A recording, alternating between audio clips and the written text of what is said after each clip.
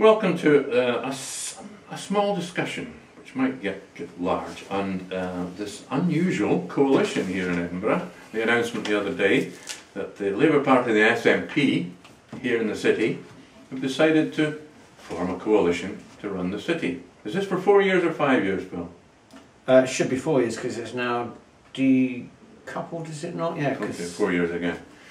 So, I mean... Oh, no, yeah, I think so. I'm pretty sure. Everything was 5 now. Yeah, might be 5. I didn't really take much notice of it, yeah. I think oh, yeah, because it went to 4, it'd join up again, wouldn't it? Yeah, so yeah, be 5. I have to say, it came as a bit of a surprise to me. Now, Phil, you're closest to the action, having been an agent for Gordon Munro, a successful Labour councillor. What did you get from the inside? Were you surprised that this happened? Was there any whispering beforehand? Well, they were approaching each other, and the clue was that both leaders, both Salmond and Lamont, had given a go-ahead. When was this? That was given a go-ahead for talks between groups. Was this before? And was that before the election? Or after the election? After the election.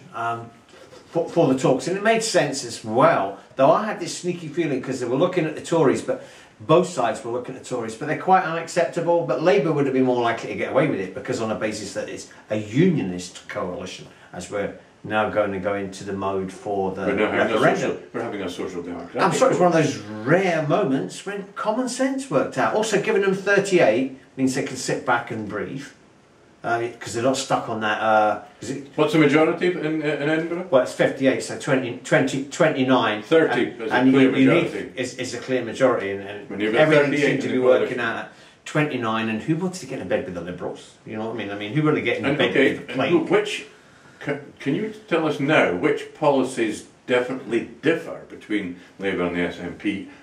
In the county, I don't mean independence, we're talking Edinburgh Council. Probably, well, maybe the trams, but the trams are a given now. Basically, they're both nominally social democratic parties.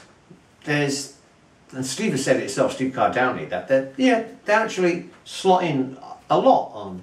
I think it's the same voters, for God's sake. We'll try Norrie here on this one. What was your first reaction when you heard about it? I was surprised. I was surprised. When I heard Salmond and Lamont, especially Lamont, because Salmond's position has always been, because it had to be in the past, we'll sit down with anyone and discuss coalitions and make coalitions. But Lamont was human about it. I mean, I did find it took me aback. I was expecting the message to come down, don't associate yourself. Did you get the feeling when you heard the message that there might be a coalition, or was it a complete surprise? I never thought it would happen in Edinburgh. I never thought it would happen in Edinburgh because I thought the big problem would be Steve, because Steve jumped the Labour ship to join the SNP. Steve Carr-Downey, the SNP that wouldn't leader. bother Andrew at all. But I mean, I did think that would be a problem because he's a big personality, Carr-Downey. Oh, I've noticed. You don't miss him. Oh, he's charismatic. Well then, I think it had to happen. Think about it, okay? Well, SNP gets a sort of legitimacy, or it begins to court the possible nationalistic vote within the Labour camp. And it's there, it's a real thing. Definitely. And what did Labour get? They got to finally put their boot on the neck of the Lib Dems.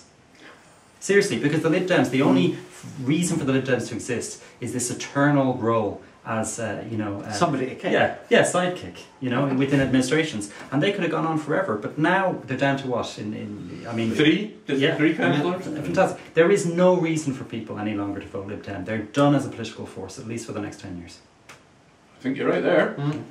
Well, I was not just surprised, but I think I got a lot of pleasure when I heard the announcement.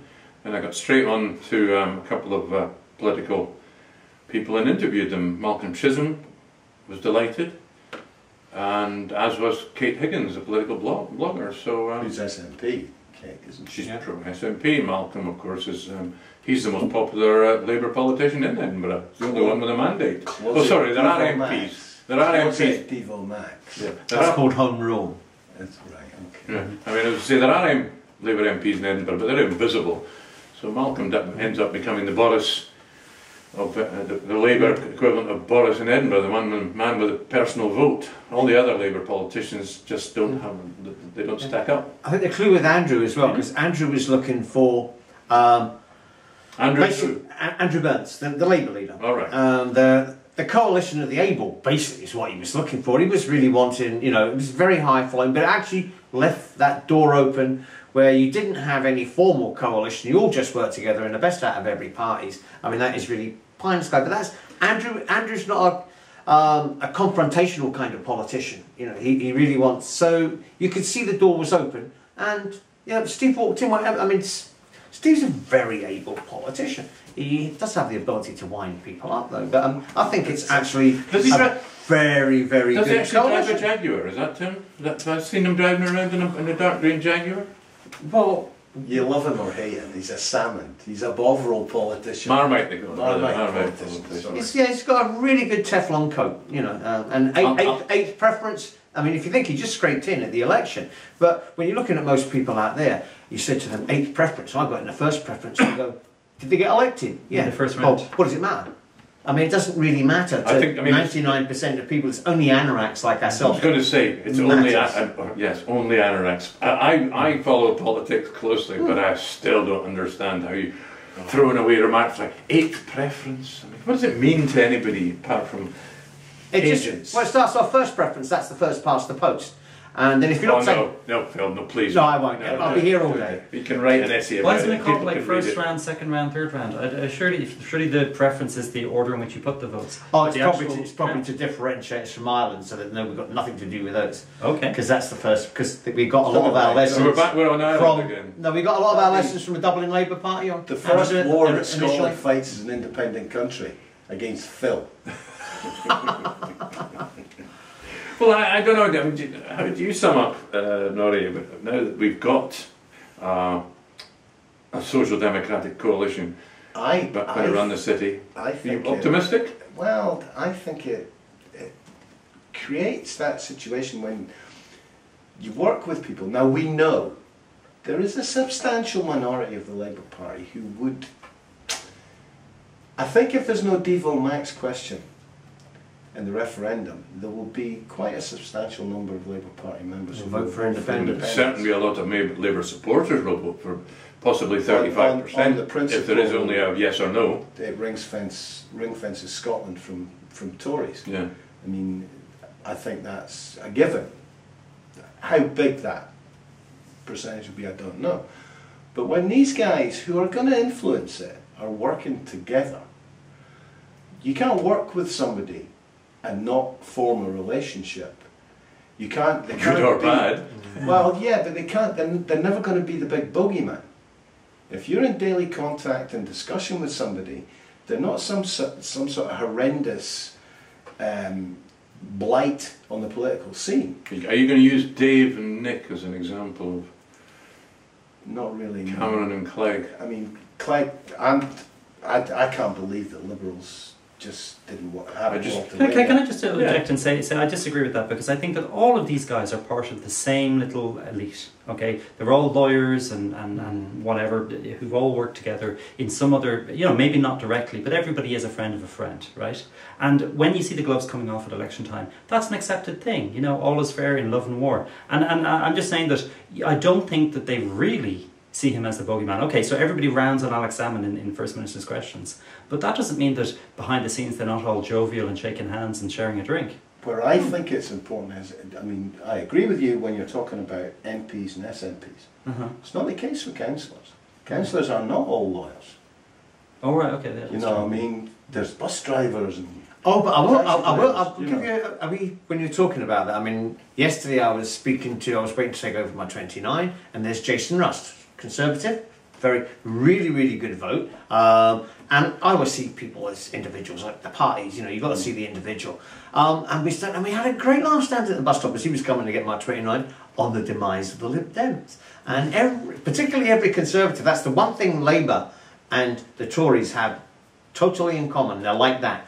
They're utter hatred. Oh, the SNP of the Lib Dems. No, that's what I'm saying. It's not just it's SNP. You said Labour and Conservatives. I'm sure the SNP are delighted as well. Oh yeah. It's universal. There'd be a big chunk of Liberal Democrat supporters who have voted, will vote SNP, and will, I think, vote Indy.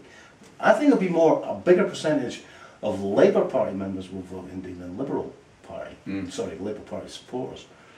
But the kind of point I was trying to get at, whereas I agree with you about it being a big club at a certain level, but below that level at council, people are going to see people they know working with people they're supposed to despise because of their indie politics. And suddenly that makes it all human. Yeah. It's not a big scary thing. You know, I mean, Gordon walks about Leith, Gordon Monroe, we all know him, a lot of people know him. He's going to be working with the SNP. What's he going to say? Oh, these guys are going to destroy the country. Well, you're but as soon as we working get with back them. into, in 5 years' time, as soon as we're back into the election cycle, it'll be the same scaremongering and everything else. Yeah, but by that time, you'll be able to turn around and say to anybody, well, you could work with them before. Why are they suddenly such a destructive force? Because that'll be the argument. The argument will be the negative one. Well, look, we've done a good 11 minutes, and we don't want to bore the listeners. I felt 8 of the minutes were good. I'm just kidding. Good 11 minutes. On the whole, one last thing. Of course. The ultimate victory was the complete and utter annihilation of the Lib Dems, just in case you forgot. What did the Liberals ever do to Ireland? Oh, well, let's not go there. Thank you very much, ladies and gentlemen. Thanks for watching and listening.